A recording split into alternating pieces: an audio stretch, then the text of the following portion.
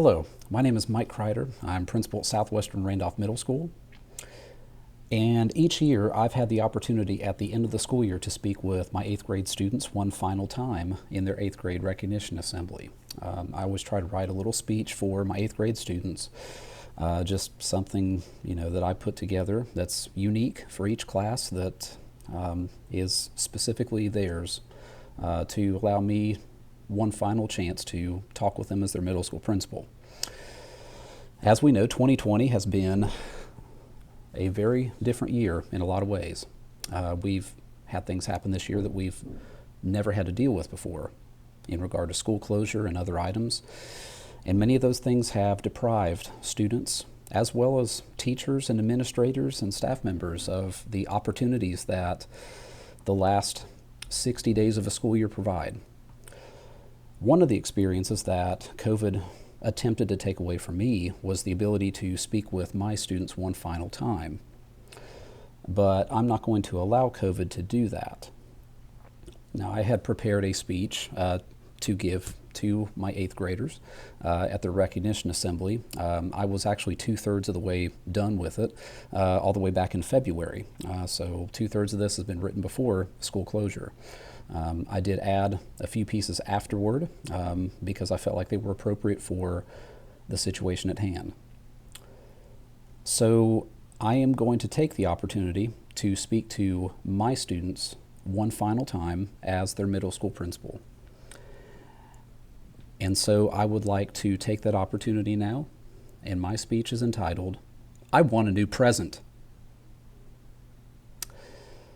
I don't know about you, but one thing that's always been difficult for me is enjoying the present. In other words, being able to find peace in the moment so that you can fully invest in what it has to offer.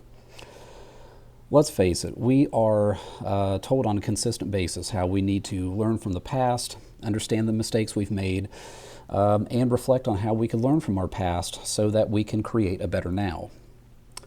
Then we're constantly bombarded by messages that indicate to us the importance of planning for the future, getting things ready so that we don't have to worry about them. You know the types of things that I'm talking about, and there's great importance to understanding these concepts. The past has created the present. For all of us in this moment right now, the present is the product of your combined experiences, thoughts, feelings, and actions. A large part of your personality right now in this very moment has been shaped and influenced by the moments you previously lived through. While you can't go back and relive the past, you do constantly reflect on major circumstances that have occurred. In turn, the way in which you view those circumstances involves your reactions to possible future situations as your brain creates nuanced shortcuts in your thinking. In other words, what you experience and your thoughts on what you experience eventually become actions without thoughts because your brain has biologically made it possible and easier for you to act without using the energy to think about it. Meanwhile, the future doesn't exist yet. Some things, like weather patterns, data trends, and even school lunch menus, those things are easy to predict. Other things, including the natural ups and downs of life, not so much. So naturally, human beings spend a lot of time planning the possibilities that occur at various points in life. It's why we buy insurance for things like our cars, our houses, and even our own funerals. We know that at some point in our lives, we will most likely have to use all these types of insurance, but we don't know how, why, when. We don't even know where. That's because the future doesn't exist yet except in our minds. What does exist, however, is the present. Human civilization has advanced in so many ways since the dawn of its existence. We can travel long distances at speeds only imagined 2 generations ago. We hold a cell phone in our hands that's more powerful than the first computer that was created in the 1970s that could fill an entire laboratory. Vaccinations now protect the vast majority of human beings from being afflicted by smallpox, polio, and other illnesses that decimated populations in the past. It's obvious that our lives in this day and age The present, they're better than they've ever been before in a substantial number of ways. But I will argue that there is one way in which humans have regressed. Simply put, humans have gotten worse at being able to communicate with other humans.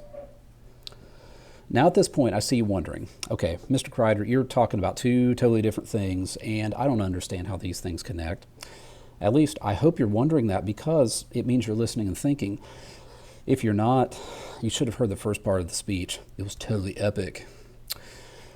So in the present moment, the way in which you react to circumstances, it's largely predicated on what you've experienced and how those circumstances will likely turn out based on your previous experience. But, and here's where the connection begins, you have the ability to think. You have the ability to wonder, why would that person say that to me? Or why and where have they been that would make them think that?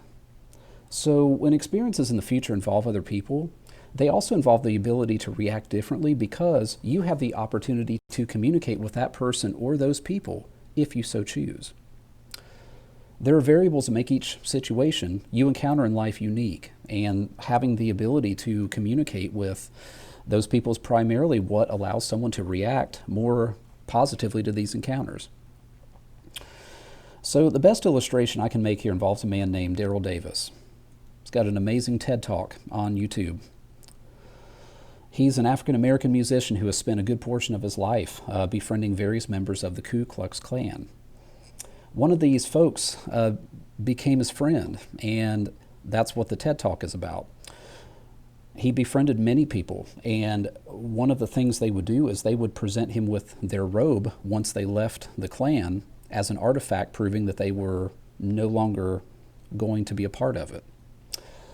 So when he was asked why he would endanger himself in this manner by attending these meetings, he said, and I'm paraphrasing, "I have never been able to accept the idea that someone can hate me without knowing me. What I've come to find out is that when two enemies are talking, they're not fighting." The present is, and always will be, all that you have.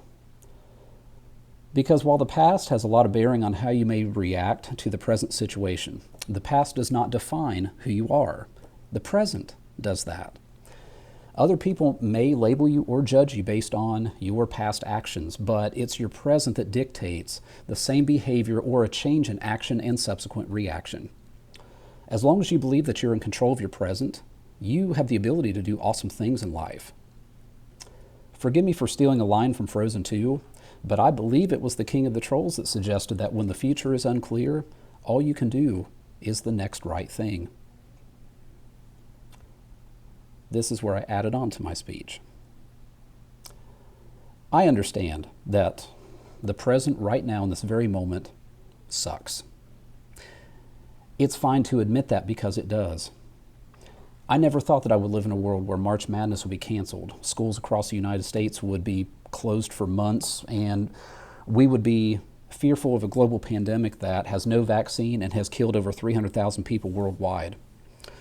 I was looking forward to 2020 because it felt like there was so much to offer, and yet many of us are still drastically adjusting to a way of life that may be around for some time to come. But let me offer one final thought about the present. Sometimes it's really good, and sometimes it's really bad. Either way, we have to take it in stride.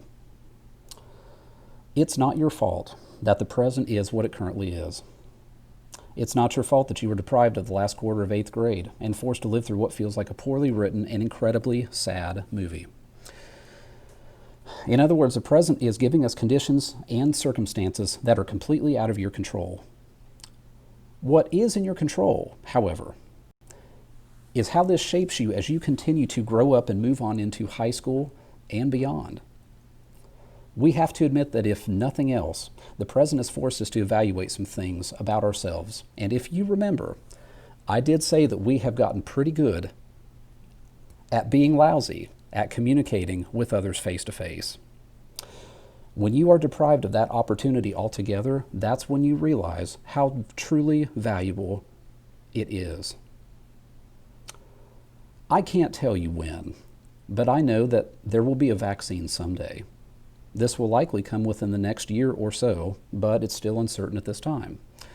So I hope that when this sad movie finally ends, this experience makes you better communicators with your peers. I hope that this experience builds some resilience in you so that when you are faced with difficult circumstances at some point in the future, you have the strength from within yourself to rise above those circumstances and overcome them. I hope that you will always think about your actions as well as your subsequent reactions that will always follow those actions. Finally, I hope that you will always hope and not lose faith in yourself and the important people around you. COVID-19 has changed our way of life, but you can emerge from it a better person.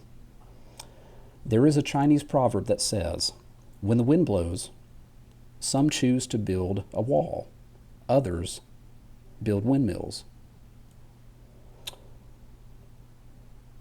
Make the challenges of the present the wind that powers your future.